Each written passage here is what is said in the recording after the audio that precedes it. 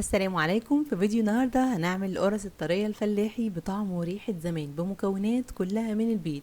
ازاي تطلع معانا ناجحة من اول مرة وتفضل طرية ومحافظة على طراوتها اطول فترة ممكنة، وطريقة السوى الصح ليها عشان اول واحدة تطلع نفس لون اخر واحدة. طعمها حلو جدا وطرية جدا، وهنضيف ليها اضافة هتفرق جدا في نكهة القرص بتاعتنا. لو عجبكم الفيديو اعملوا له لايك، ولو اول مرة تشوفوني انا نهى العزوني اشتركوا في القناة وفعلوا الجرس عشان كل جديد من فيديوهاتنا يوصل لكم على طول. اول حاجة هعملها هو اختبار الخميرة، لان نجاح اي وصفة بيعتمد على نجاح الخميرة نفسها ومدى تفاعلها. معايا نص كوباية من المية الدافية، ضفت ليهم معلقة كبيرة من السكر ومعلقة كبيرة من الخميرة بما يعادل 16 جرام، لاني هستخدم كيلو من الدقيق. هدوب السكر كويس قوي مع الخميرة عشان السكر هنا هيفعل الخميرة بتاعتنا بسرعة، وفي نفس الوقت هيدي طعم ولون حلو للقرص بتاعتنا، فما تستغنوش عنه. لو حابين تستخدموا عسل ممكن برضو.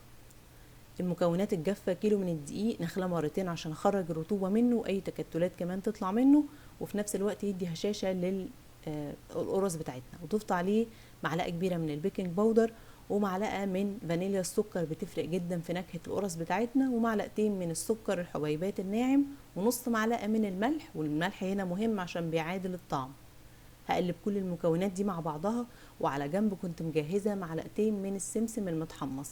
لو هتستخدموا شمر وينسون برضو لازم تحمصوه، الخطوة دي مهمة جدا في القرص وبتديها نكهة عالية جدا. انا استخدمت هنا معلقتين من السمسم، معلقة صغيرة، وقلبتهم كويس قوي، حمصتهم مع معلقة من السمنة. الخطوة دي بتفرق قوي بس ما حبيتش اطول على حضراتكم. ومعايا هنا المادة الدهنية: نص كوباية من الزيت وعليهم نص كوباية من السمنة البلدي والزبدة، يعني خلطت الاتنين مع بعض وبقوا نص كوباية. يبقى الناتج هنا الكيلو الدقيق كوباية كاملة من المادة الدهنية، نص زيت ونص سمنة على زبدة. ممكن تستخدموا سمنة بس او زبدة بس لازم الزيت مهم جدا. هدوبهم كويس أوي واقلبهم كويس أوي مع الدقيق. مهم هنا ان حبيبات الدقيق كلها تشرب المادة الدهنية، بتفرق جدا في قوام القرص بتاعتنا لحد ما تبقى بالشكل ده. يعني هتاخد معاكم من دقيقتين ل3 دقايق بس لحد ما تبقى بالشكل اللي احنا شايفينه ده، زي الرمل المبلول كويس كده. هضيف ليهم الخميرة اللي اتفعلت كويس قوي، وبعد كده هضيف بقية المكونات بتاعتنا. بس هقلب الخميرة كويس واوزعها مع الدقيق. انا طبعا هنا حطيته على الرخامة عشان اعرف اشتغل براحتي. وبعد كده معايا معلقتين من القشطة، سواء القشطة البلدي او القشطة المعلبة او وش اللبن المتوفر عندكم. وضفت كمان لبن رايب بما يعادل تقريبا، اخدت معايا العجينة هنا نص كيلو، يعني كوبايتين من اللبن الرايب. طيب مش متوفر عندنا اللبن الرايب هنعمل ايه؟ هنجيب كوبايتين من الزبادي العادي اللي هي 75 جرام، وهنضيف ليهم حليب، لان حموضة الزبادي بتعادل اللبن الرايب، فما تستغنوش عن اللبن الرايب او الزبادي على الحليب، تخففوه بالحليب. هيفرق جدا معاكم في قوام القرص بتاعتنا. بنفضل نقلب في القرص لحد ما تبقى معانا عجينة زي اللبانة، طرية جدا لكن ما بتلزقش في الايد بالشكل اللي احنا شايفينه ده. واحنا بنعجن لو حسينا ان العجينة بتاعتنا جينا نشدها لقيناها بتقطع معانا، معنى كده انها محتاجة عجن اكتر.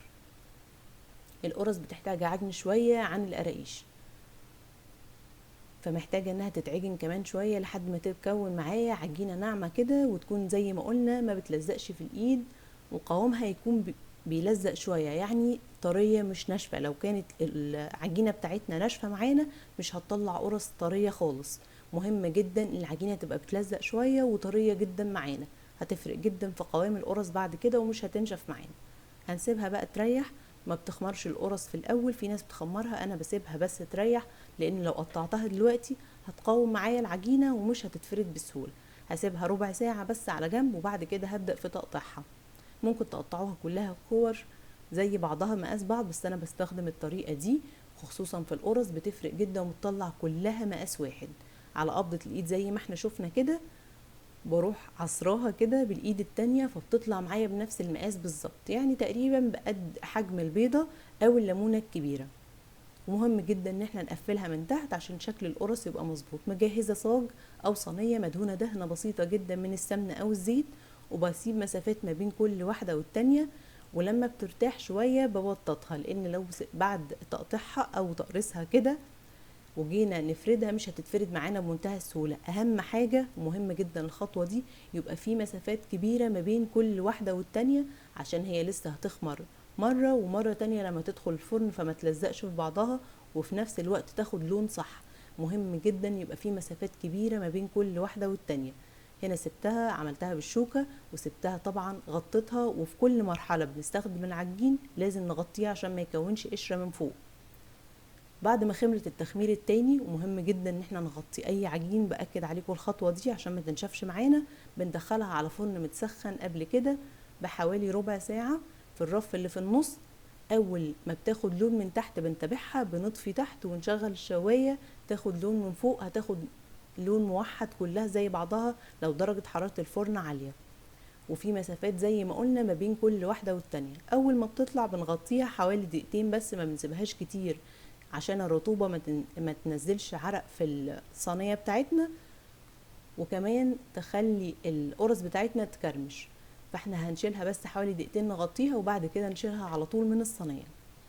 وكانت القرص معانا بالشكل اللي احنا شايفينه ده، كلها اخده لون موحد. طبعا انا ما جبتلكوش الصواني كلها عشان ما ناخدش وقت طويل، ولكن كله اخد سوا زي بعضه.